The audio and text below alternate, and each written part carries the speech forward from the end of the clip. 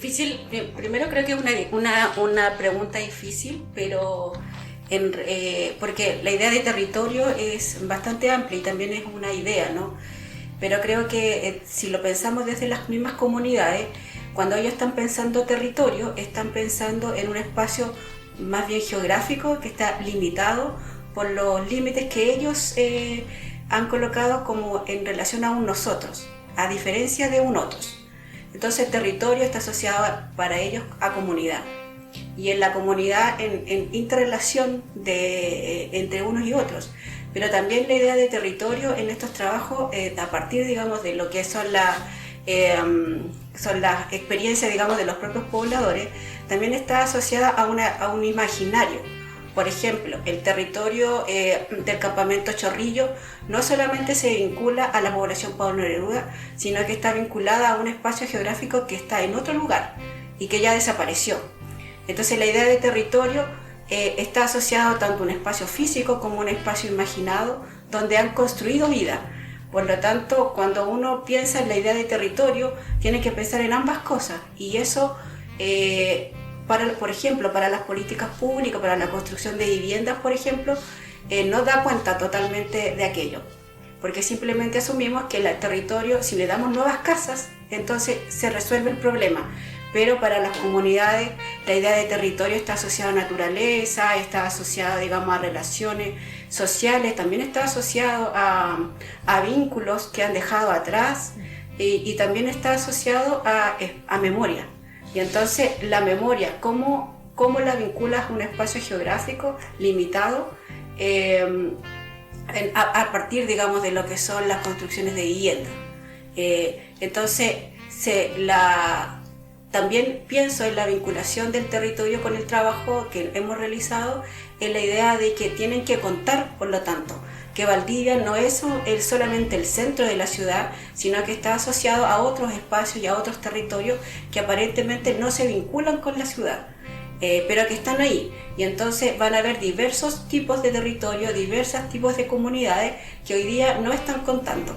Entonces Valdivia tiene que... o quienes construyen, ¿no?, la idea de Valdivia tiene que incluir todas esas múltiples voces y esa múltiple diversidad de espacios y de ideas de territorio en lo que creemos o entendemos como ciudad. En términos de la idea de territorio, bueno, cuando hablamos de ficción, en mi caso es más simple, es el lugar del que hablo, donde me sitúo, y desde donde tomo elementos para dar vida, generar tensión de repente en algunos relatos, pero desde el punto de vista de la no ficción, yendo al libro del terremoto, bueno, el territorio está muy presente como el lugar donde ocurre esta fractura o este hito, pero no tiene un límite muy claro. Como les comentaba, sí, se habla siempre del terremoto de Valdivia, como enfocándolo dándole un límite, pero ocurrió mucho en Corral, en Puerto Saavedra, en Chiloé, y como que esa noción tiende a invisibilizar un poquito las demás localidades que sufrieron, y también los impactos se dieron en Hawái, en Japón, incluso hasta en la Unión Soviética en ese tiempo, y hubo repercusiones políticas hasta en Estados Unidos. Entonces es como la noción de territorio es un poco compleja, porque abarca también elementos sociales, políticos de la época. Es muy difícil como situar efectivamente dónde está anclado. También otro tema es que Valdivia como que invisibiliza un poco también el resto de las comunas. Cuando hablamos de identidad regional, hay algunas tensiones en relación a las comunas, de cómo las propias historias de comunas pequeñas, no sé, Mafia, estoy pensando, u otras, también puede ser relevada y engarzada en esta identidad más amplia que es la región. Entonces ahí veo una cosita un poco problemática de cómo abordar el territorio y la identidad. En mi caso, yo a partir de la pregunta lo pensé inmediatamente visualmente. Hace un tiempo los compañeros de Espacio en Construcción grabaron un documental a propósito de nuestra gestión como arpilleristas de Angachilla, y el documental, sin ánimo de spoilear, pero termina con una gran toma, digamos, aérea del propio humedal, haciendo un paralelo incluso con la arpillera. La arpillera es el territorio en este caso. Son mujeres que están bordando aquello que viven cotidianamente. Ellas van a limpiar el humedal, van a rezar al espacio sagrado, van a unir sus voces junto a las voces de otras mujeres, se reúnen en las actividades gestionadas por la propia comunidad, y existe allí una conexión que tiene que ver con sus cuerpos, con sus memorias y con la gestión que hacen del espacio. Pienso, por ejemplo, en el invernadero Ñuquemapu, pienso en los tejidos con ñocha de la señora Margarita, y si nos damos cuenta, todas las mujeres están participando de las mismas instancias que finalmente están convirtiendo a Angachilla en lo que la mayoría conoce, ¿no? Y es una gestión que se ha basado principalmente en el poder y en el hacer de la comunidad. Es una comunidad que, como decía adelante, va a limpiar, va a desmalezar, parten con los niños, parten con los hijos, parten con las nietas. Y ahí se va gestando una comunidad territorial que es muy importante en la configuración propia, pero que también se ve reflejada en el trabajo textil que están realizando.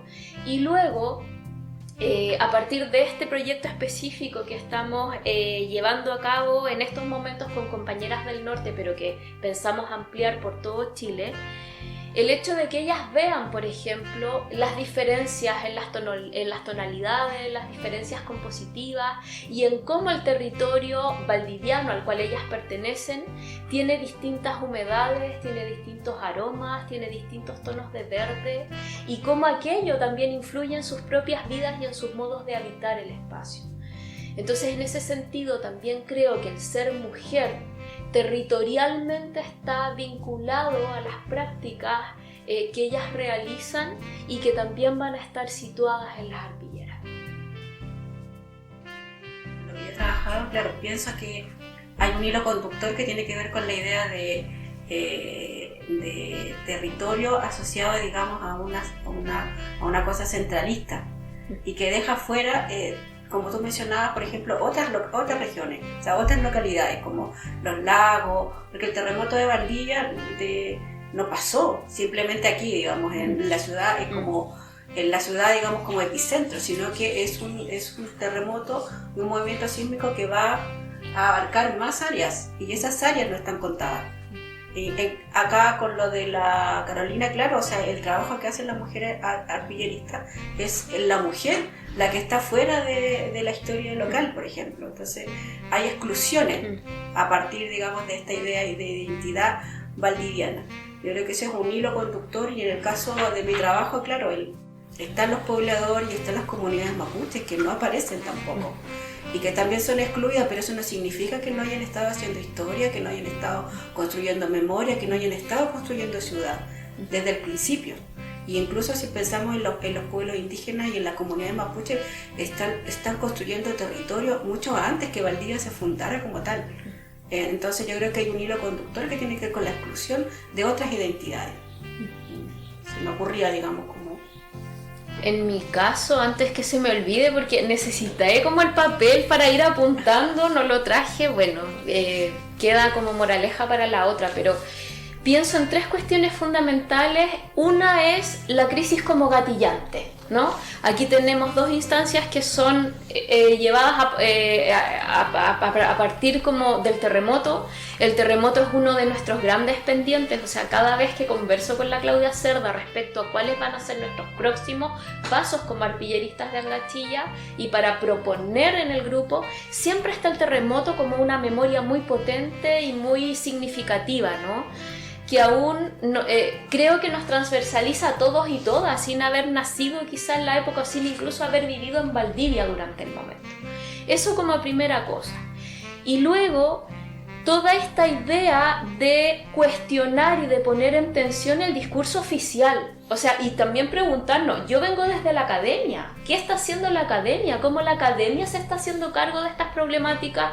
¿O dónde se hace praxis el discurso académico que muchas veces va a las comunidades, asiste, ¿verdad? A ciertos ritos, participa y luego se olvida, ¿no? Recopila la información, y creo que ese es uno de los reclamos principales de ciertas comunidades, el extractivismo.